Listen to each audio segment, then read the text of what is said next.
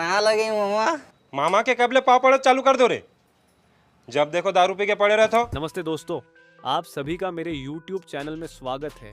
आज हम बात करने वाले हैं छत्तीसगढ़ की एक ऐसी फिल्म की जो पहली बार सस्पेंस और कॉमेडी का जबरदस्त तड़का लेकर आ रही है।